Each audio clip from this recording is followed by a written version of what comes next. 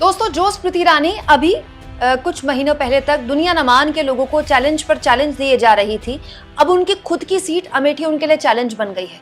एक बात बताऊं आपको, कांग्रेस ने जब से किशोरी लाल शर्मा के नाम का ऐलान किया है ना, एक चीज बड़ी अच्छी हुई है, गोदी मीडिया ने अमेठी से बोरिया बिस्तरा बांध लिया है।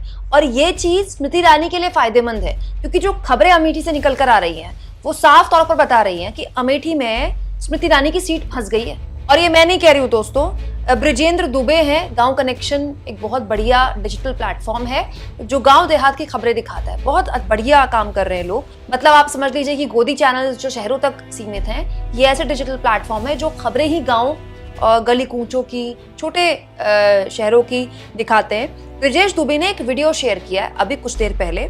उन्होंने लिखा है, अमेठी जनपद के बेटुआ विकास खंड क्षेत्र के बलदू का पुरवा गांव में आलगू रामपाल के यहाँ भंडारा था। केंद्रीय मंत्री स्मृति ईरानी भी वहां पहुंची, जो कि वहां से सांसद हैं।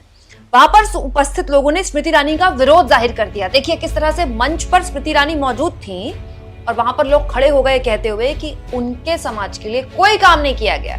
यहाँ पर हमारे समाज के लिए किसी पार्टी ने कुछ नहीं दिया है। समाज आज पार्टी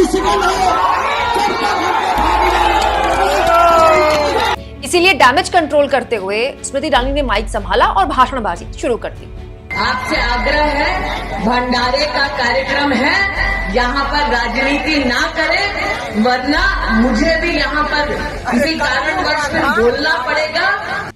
अब सवाल ये दोस्तों कि जिस अमेठी को लेकर स्मृति ईरानी इतनी आश्वस्त दिख रही थी, जिस अमेठी को लेकर स्मृति ईरानी कह रही थी कि वहां के लोगों ने रिजेक्ट कर दिया है गांधी परिवार को, भगा दिया है गांधी परिवार को, गांधी परिवार से त्रस्त हो गई है वहां की अमेठी, इतनी हिम्मत हो गई वहां के लोगों की कि बीच चुनाव में सांसद महोदया जो कि मंत्री भी हैं और इतना पॉपुलर चेहरा है बीजेपी का, उनके मुंह के सामने स्टेज में खड़े होकर उनको ऐसे खरी खोटी सुना दे कि उनको खुद सामने आकर माइक संभालकर भाषणबाजी करनी पड़ जाए। ये एक बहुत ही महत्वपूर्ण सवाल स्मृति ईरानी के सामने इसलिए भी खड़ा हो गया दोस्तों, क्योंकि प्रियंका गांधी ने जो ये चुनाव है ना, प्रियंका गांधी ने ये चुनाव एकदम अपने हाथ में ले लिया है। जितना प्रचार प्रियंका गांधी रायबरेली में कर रही हैं, उतना ही अमेठी में कर रही हैं। और अभी तक गांधी परिवार स्मृति ईरानी पर कटाक्ष करने से बचता था।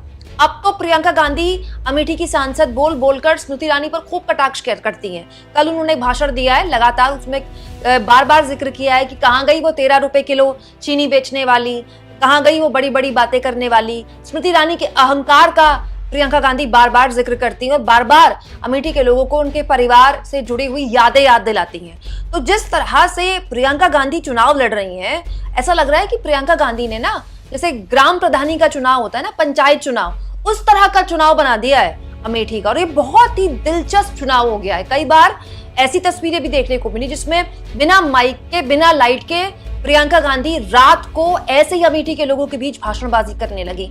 तो अमेठी का जो चुनाव है वो पूरी तरह से प्रियंका गांधी वर्सेस स्मृति ईरानी बन गया है। और स्थितियां क्या ये आ गई उसके बाद कि स्मृति ईरानी की मौजूदगी में उन्हें विरोध का सामना करना पड़ रहा है।